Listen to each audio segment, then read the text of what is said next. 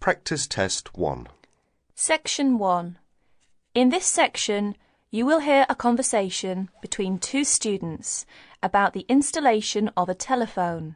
You have half a minute to read the questions first.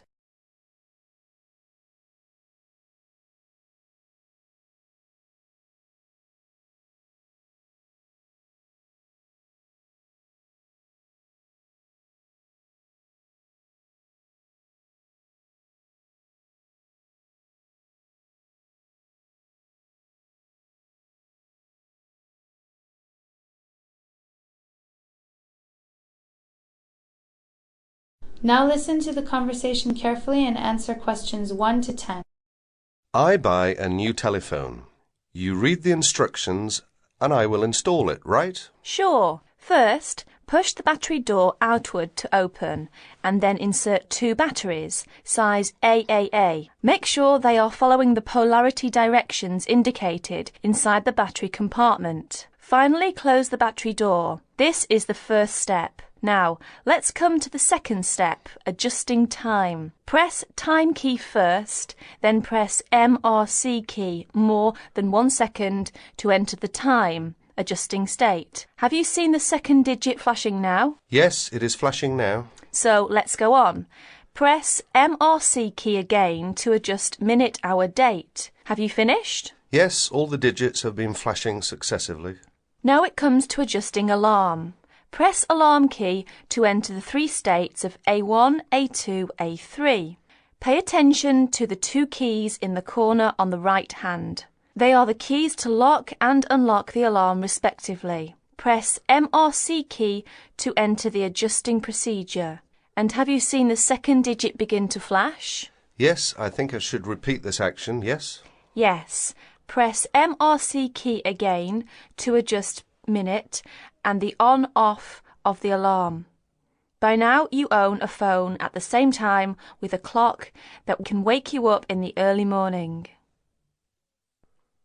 That's the end of section 1. You will have half a minute to check your answers.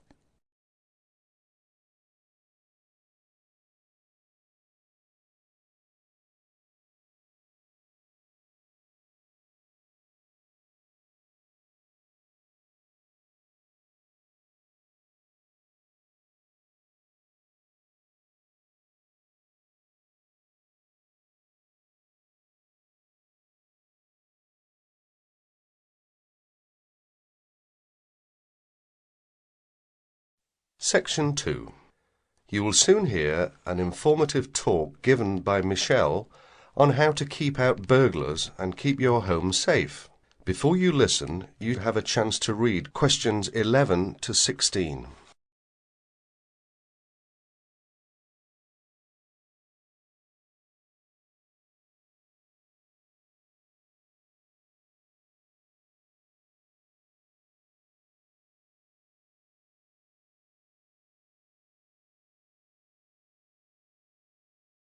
As you listen to the first part of the talk, answer questions 11 to 16. Keep 'em out. There's no fail-proof way to keep out a burglar, but every little bit of deterrence helps. Even if you can't afford a security system, you can take a few minutes to make your home a little safer. Some relatively simple steps will greatly decrease the odds of a break-in, which means you can enjoy a bit more peace of mind. And isn't that what home is all about? Think like a burglar. If you were one, how would you get into your home? Evaluate your home from the inside and out, night and day. You might even try a mock break-in, trying window jambs and loose locks on your house's perimeter. To keep out a burglar, the first thing to do is to secure the windows. Though windows are relatively easy to break, the loud noise of shattering glass will deter a thief if you're near other houses. Don't leave windows open during the night, whether you're at home or away. That's a common sense precaution, but a surprising number of people forget to do just that. Use a pick-proof locking device for your windows. Make sure the frames are solid. If you're beyond the earshot of your neighbours, they won't hear the glass breaking.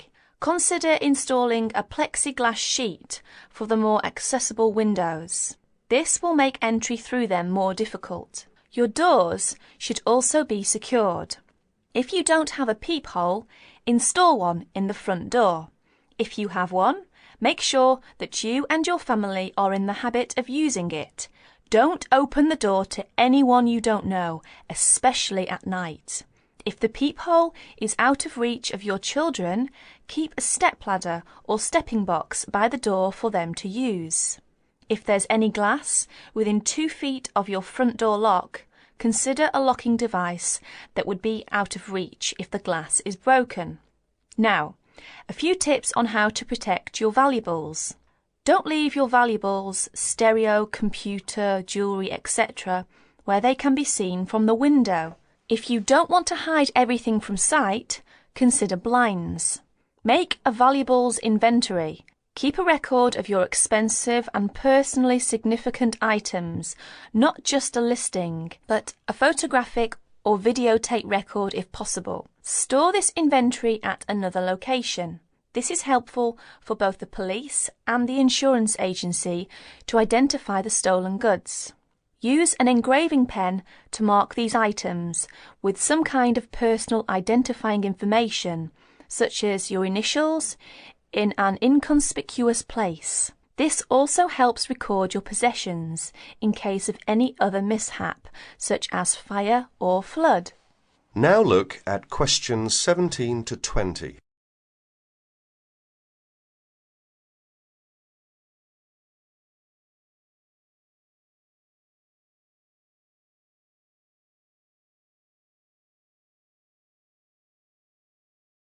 As the talk continues, answer questions 17 to 20. Don't stop your security awareness at the outside walls of your house. Your yard areas, if any, also deserve your attention. In general, don't leave anything around the yard that might help a burglar get into your house. Ladders, stackable boxes, or any garden tools should be put away, preferably in a locked cabinet. Install a light in your yard that is sensitive to movement. Place it high and out of reach. Trim hedges or bushes that are near doors or windows. These can be good hiding places. Don't place outdoor furniture tables nearby the house. These could become an easy stepladder to the roof. When you are on vacation, create the occupancy illusion. Maybe you laughed at your mother for leaving the lights on and the radio playing while she left for vacation, but she had the right idea. Those steps aren't quite enough, so try these strategies. Buy electronic timers that turn lights on and off at different times. Hook up a timer to your TV for a few hours each evening. Turn up the volume too. Not enough to annoy the neighbours, just enough that a lurker at the windowsill couldn't miss hearing it. Have your newspaper and mail delivery suspended. If you don't have time to do this, ask a neighbour to pick them up for you. Ask a neighbour to park in your driveway or parking place. Think about having someone house sit your home. If it's a relative or friend, it may cost you no more than the contents of your refrigerator. You can also find professional house sitters or house-sitting services that find someone to stay while you're away. Leave your shades as they are normally, or at least don't close up every one. One sign of a vacant house is closed shades during the day. Lock your garage door with a padlock.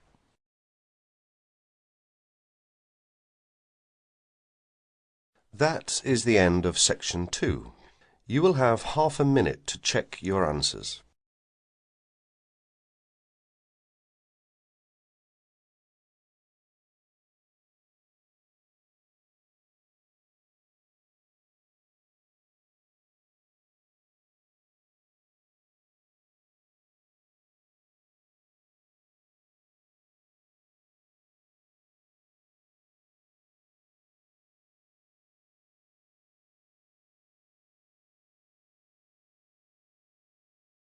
Section 3.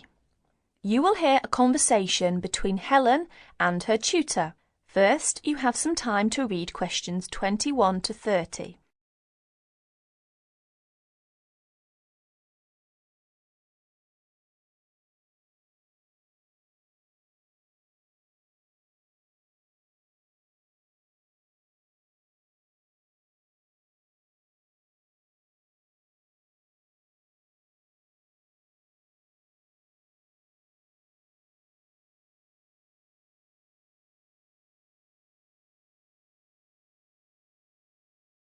Now listen carefully to the conversation and answer questions 21 to 30. Come in. Ah, it's you, Helen. What can I do for you? Well, it's about that essay on non-verbal communication. I'd like a bit of advice, if that's all right. By all means. That's what I'm here for. How can I help you? It's about that survey you asked us to carry out about body language. Oh, yes. I asked you to investigate what sort of touching is permissible between friends of the same sex and friends of the opposite sex. That's it. And then you wanted us to go on to compare the answers we obtained from people from our own culture with the answers of people from other cultures. Well, that shouldn't be too difficult. There are students here from dozens of cultures, including Asia and the Middle East. Go and ask them. That's the problem. I'm not sure how to word the questions. I think I've got far too many. People don't want to be bothered answering them all. Is that the list of questions you have with you? Let's have a look. I see. Your basic idea is fine. You've got a checklist of the parts of the body we mostly use to touch people with, and a checklist of the parts of other people's bodies that we usually touch. But you don't have to go right through the list asking a separate question about each item. You can make your questionnaire much shorter if you ask open questions. Open questions? What are they? Sometimes we call them WH questions. What, when, where. Those are examples. Oh, I see. Yes, we learned about them in grammar. I hadn't realised how useful they'd turn out to be. I could just ask one open question about each subject and tick the answers I receive. That's right. Now, let's have a look at the list of parts of the body you're going to ask about. I see. You've got the head, arm and hand, and, oh, it's over the page, the back, leg and foot. What about the shoulder and the thigh? They're important areas, and there are some others you should include too. Oh, yes, of course. I was in a rush and forgot those. What about asking people how they feel about being touched? Surely it's hard for people to put that sort of feeling into words. Yes, you're right. That's why it's essential to work out a rating scale for each response. Can you tell me a bit about how to use rating scales? Well, there's no way to measure how strongly a person feels about something, of course. All we can go on is what they report about their feelings. So what we do is offering them choices of ways to express how they feel. Very strongly, strongly, or not at all. That would be an example of a rating scale. In this case, as your survey is only a small trial sample, I suggest you use that 3-point rating scale I've just described. Very strongly, strongly, or not at all. That'll be enough to enable you to draw some broad conclusions. You may go on to refine your survey later if you decide to specialise in the study of non-verbal aspects of behaviour. Thank you. I'm much clearer now. Could I ask you one last question? I'm afraid I've got a brain like a sieve, but I just can't remember the technical term you told us for the study of touch. It sounded like happy, but of course it isn't. Oh, you mean haptics. Haptics. Of course, haptics. That's it. Happy to be of service. That is the end of section 3. You will have half a minute to check your answers.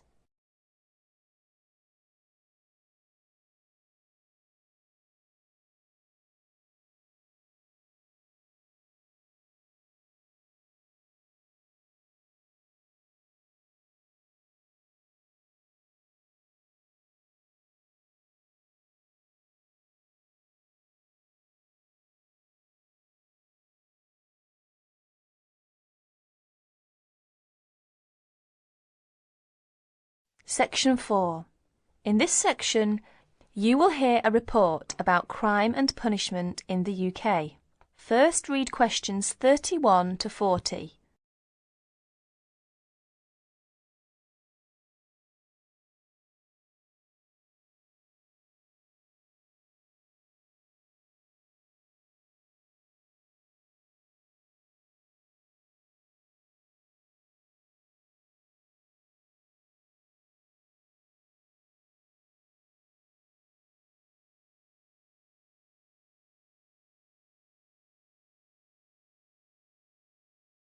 Listen to the report and answer questions 31 to 40.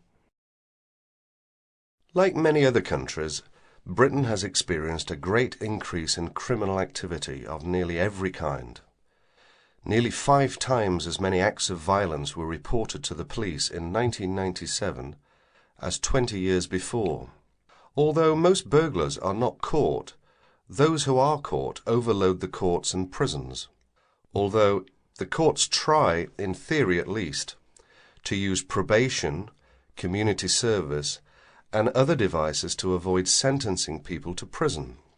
The 50,000 people in prison are more in proportion to the population than in any other Western European countries. Vast sums are being spent on building new prisons, but the prisons are still overcrowded, and the humiliation suffered by their inmates makes rehabilitation difficult. Many prisoners are released early on parole.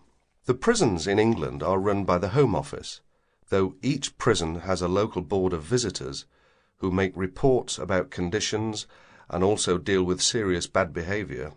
Normally, prisoners are released after serving 2/3 or less of the time for which they were sentenced. But an offence in prison may be punished by the loss of some days of remission. There are several kinds of prisons, including open ones, and some prisoners go out to work in groups outside. Prisoners who want to study for examinations are helped to do so, and there are training courses in prisons. But in practice, some spend little time outside their cells. Most crime is committed by young males, and is opportunist and is not planned by hardened professional criminals, although these do exist in most common people's view. Crime tends to be concentrated in large cities and urban areas. About 94% of offences recorded by the police in England and Wales are directed against property, but only 5% involve violence. Rising affluence has provided more opportunities for casual property crime. In 1977, for example, car crime was only 1/10 of total crime, but this has risen to about 28%.